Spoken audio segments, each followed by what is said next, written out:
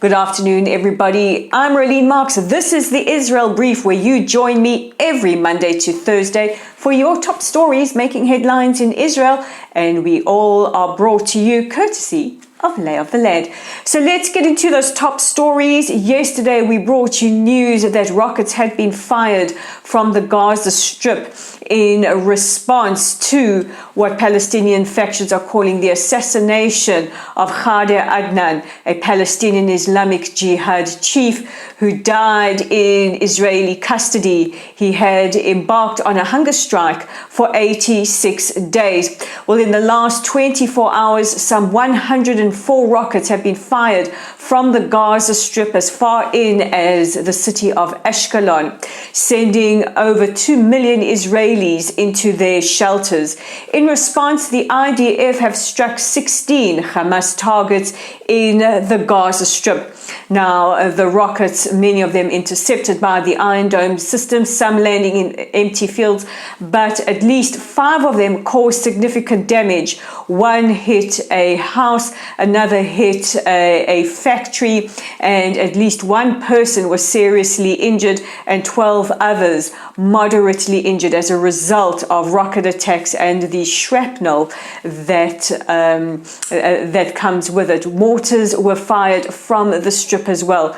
Now, this continued into the night until a ceasefire in the early hours of this morning. However, at about 6 o'clock this morning, rocket alert sirens were still being heard around the Gaza Strip. So far today, the situation has been quiet.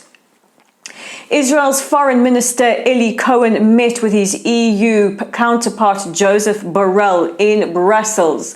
The two discussed putting together a summit later this year to increase bilateral cooperation, but also to look at ways that they can cooperate in addressing some of the bigger challenges facing the globe today.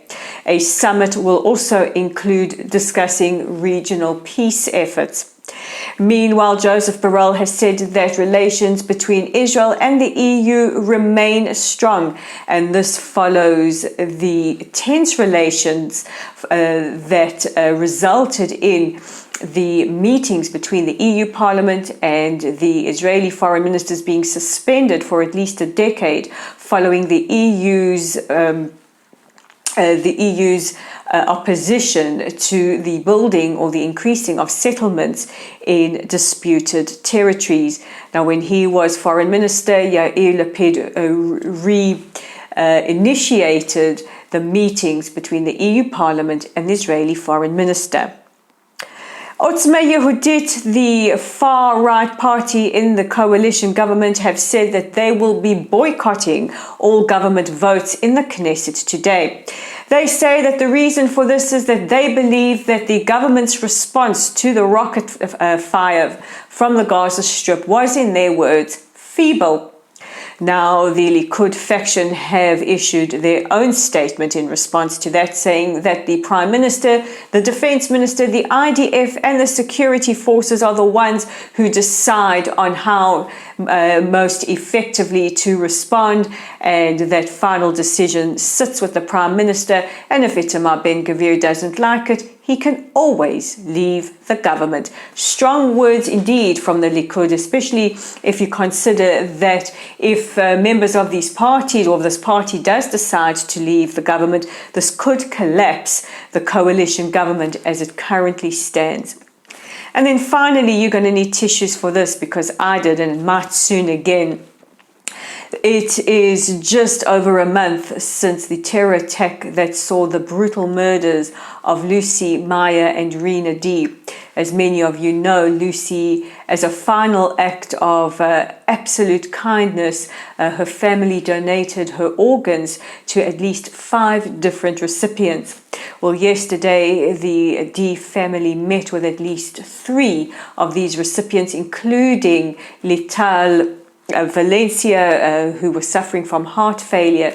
She received Lucy's heart, and Karen D, the daughter of Lucy and Rabbi D, was overheard saying in a statement, "I heard my mother's heartbeat and it was like I was with her."